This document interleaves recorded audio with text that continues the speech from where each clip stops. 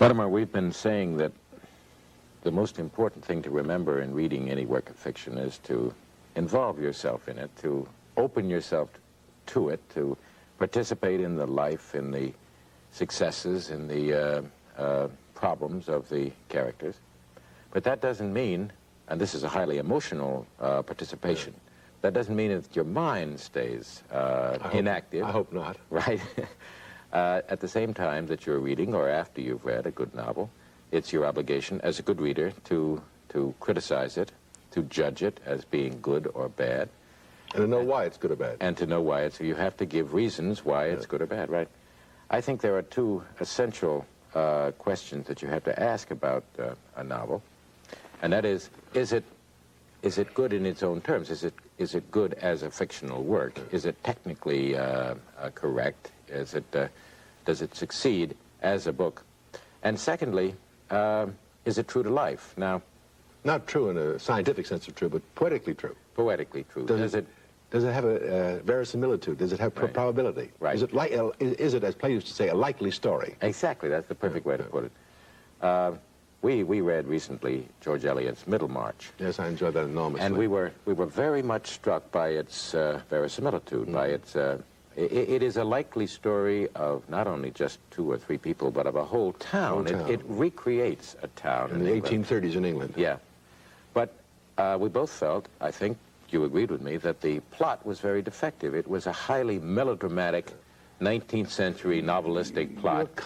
You're conscious of a plot if the turning points in it are such sheer coincidences that might not happen. Right. That's, by the way, one of my criticisms of many novels, that the story hangs on coincidences. Yeah, well, it never should. No. And every good critic has always pointed that out when it happens. George Eliot, it's curious. She was so marvelously able to create a whole world, and yet she couldn't tell a simple, straightforward story without the plot creaking as she went along. On the other hand, Gone with the Wind has a perfect plot. Yes. There couldn't be a more perfect novel, technically speaking, and it made a great movie too. But its verisimilitude, to me, is highly defective. I mean, it's very romantic and sentimental, and its view of the South before the Civil War is largely nonsense. Yes, yes. I think that's true. It may be the way we would like it to have been, but it is not the way it was. War and Peace, I think, satisfies both criteria, doesn't it? For me, it does perfectly. Yeah. Perfectly. It is. So does Tom Jones, as a matter of fact. But War and Peace is true to life, even though we didn't live in Russia at the beginning of the 90s. The plot unfolds the way a stream runs downhill. And you're never conscious of the plot. You're not even conscious of the author's language somehow or other. That, by the way, is the highest praise you can give any author. Yes, I think so. If his writing is so perfect that you're unaware of it. But at the same time, there's a problem that many readers have with War and Peace, and that is the enormous cast of characters. In the first chapter of War and Peace, about 30 people are introduced to the reader. Their names are strange, they're Russian names. But Charles, all of us go to cocktail parties. You walk into a large room filled with people with glasses in their hands. You are introduced to them quickly. You don't remember their names, but if you stay around long enough, you gradually become acquainted with them. So in a novel like War and Peace, you mustn't be upset by that overwhelming cast of characters at the beginning. You stay around with them. And as you live through that novel, you gradually become acquainted with those characters exactly as you become acquainted with people that you meet in ordinary life. Or on moving to a new town. Yes, precisely. When you first move there, you don't know who your neighbors are. You don't know who's going to be important to you. But as you live there for 3 months, 6 months, a year, 5 years... They sort themselves out. They sort themselves out. Well, a good author of a novel can be depended upon to bring to the fore the people who are important. So I never worry if I don't remember the name of a character at the beginning. I would never stop reading a novel. Oh, no, that'd be because I didn't know who the people were. So one of the things that a good reader does in reading a work of fiction is to judge it critically from these points of view, these 2 points of view. But he also is, I think, required to be able to say, in very short compass, what the book as a whole is about. That is to state its plot in the simplest terms. Could you state the plot of the Odyssey, for example, in a couple of sentences? I could, but Aristotle did it better than I can, I think. Let me read you Aristotle's summary in a few sentences of the plot of the whole Odyssey. He says, a certain man is absent from home for many years. He is jealously watched by Poseidon, the god of the sea, and left desolate. Meanwhile, his home is in a wretched plight. Suitors are wasting his substance and plotting against his son. At length, tempest-tossed, he himself arrives and makes certain persons acquainted with him. He attacks the suitors with his own hand and is himself preserved while he destroys them. That's pretty good, except that it's too long. It's too long. It's a little too long. You didn't have to mention Poseidon. No. All you'd have to say is that he's away from home. People, in his absence, try to destroy his house. He comes home and single-handed, or with the help of his son, overcomes them and lives happily ever after. The only thing that leaves out is, it took 9 years to get there. Yeah. And one of the great questions in that was how anxious he was to get home. Yeah. Did all those adventures really delay him, or did he himself employ delaying tactics in getting home? And of course, the important thing to remember there is that he was spending those 9 years with a lady named Calypso. I think the shortest summary of the plot was given for me once by our friend, our mutual friend, Clifton Fadiman. He and I were discussing Tom Jones with a class of students, and Fadiman said, plot is very simple. Boy meets girl, boy wants girl, boy gets girl. Yeah. Hamlet could be, I think, that the longest play that Shakespeare wrote by far. It's 3 times as long as Macbeth, but it could be summed up very simply in that a son learns that his father has been murdered, discovers who the murderer is, fails to kill him in time, and therefore dies himself. Now that's interesting, because a number of times in which I've read Hamlet with a seminar, great books, I've always asked one question that's almost taken 2 hours for everybody in the class to answer. I say, tell me the story. Mm-hmm. And not just the plot, not summarize the plot, but begin at the beginning and tell the story. And you can never get 20 people to agree about what happens in Hamlet. Mm-hmm. As they tell the story, they're not telling the story simply, but adding their interpretation of motive, right, interest, thought, mm-hmm, and of course people differ about those interpretations. Yeah. The reason why it's important to be able to state the plot of a novel or a play is because that's the first question that a reader always have to ask. What's it about? Yeah. And that applies to imaginative literature as well as it applies to expository literature. Let me do it for expository literature. Just as we did it for Tom Jones or Odyssey, right, I'd say take the whole of Aristotle's Ethics.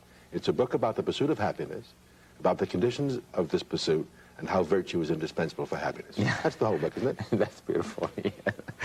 That takes a lot of reading and a lot of thinking to be able to But that's what you must do about a book. To distill. How long is that book? 300 pages? 300 pages, yes. Yeah, something like that, into 3 sentences. Now, a novel doesn't always simply entertain us with a story. It sometimes attempts to do other things as well, to teach us something about the world, to promote a certain view of reality or of social and economic conditions. It must not blatantly instruct. No, it must not, but it often does instruct, and a good reader of it is docile with respect to it. He allows it to instruct him as well as to entertain him. Gulliver's Travels, for example, is a marvelous story. It's a great satire, isn't it? Yes. Well, it's a novel. It's a satirical novel, or a novelistic satire, but at the same time, it has a view of the way things are and the way things should be that Swift is very clearly trying to tell us. There, it seems to me, you're much more conscious of the author's thought, mm-hmm, than you are of the story. Right. The story is a vehicle for his expressing his thought. You know, Ibsen was accused of writing problem plays. In our day, there are problem novels. Mm-hmm. Grapes of Wrath, for example, it doesn't move. I mean, I don't like a novel to be a sociological tract or a reformist doctrine. I don't like a novelist to be a social reformer, as I think, in this case, the Grapes of Wrath tried to be. But when you come to a novel like Uncle Tom's Cabin, for example, that's a tract. Harriet Beecher Stowe, that is just a tract. Yeah. By the way, it has a great plot. It's melodramatic, but it is a plot that has captured people's attention for 100 years. It's the all-time most favorite play, you know, the play made out of Uncle Tom's Cabin, all-time most favorite play in American history. It had an enormous effect because sometimes books, novels that are written from this point of view with a doctrine embedded in the story, with a preachment, yes, have practical effects. And Oh, no question about it. President Lincoln said to Mrs. Stowe when he met her, "So you're the little woman that made the Great War," because there was a sense in which the Civil War came about because of the enormous impact of that story on the North. There are other novels that preach in this way. Upton Sinclair's The Yes, Jungle is a yes. very famous example of this. Sinclair wrote a novel about the packing house industry in Chicago in around 1900, and within the novel was so graphic and so terrible in its description of what was actually done in the slaughterhouses that within 4 or 5 years laws have been passed making illegal what he described. But it's not really a very good story. No. 1984 is a better story. It clearly has a doctrine.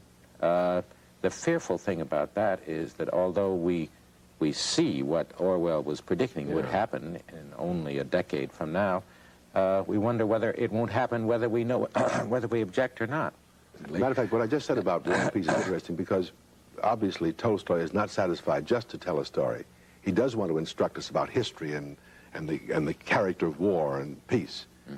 But he does it quite consciously and clearly. Those prefaces to the chapters or to the parts of the book are explicitly an attempt to say what he thinks, and then the story resumes itself. And you're never disturbed by that, it seems to me. Essentially, though, in the long run, what the most important thing a novel must do is to teach you not about exterior reality, about yourself. Yes, about yourself. Yes. And that's why, by the way, that I enjoyed Moby Dick. Not that anything like a whale, but somehow I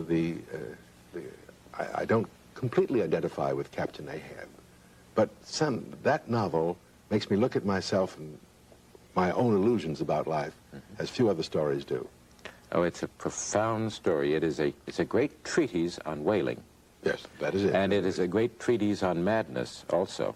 But it's much more than that, because we don't have to be whalers and we don't have to be mad to recognize that, as you say, Captain Ahab is ourselves, that all of us have got some kind of white whale in our conscious or unconscious in our dreams, and we're seeking it and trying to capture it and kill it. Avoid being destroyed by it. And avoid, yeah.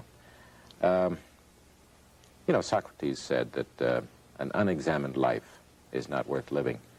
I think we're saying here that an unexamined novel, a novel about which you don't think, but just is not worth reading. Is not worth reading. That's right. You must involve yourself with it. You must let it work on you, but at the same time, your mind must remain active. You must read it both actively and passionately. Not passively, but passionately. I think that's a very good point.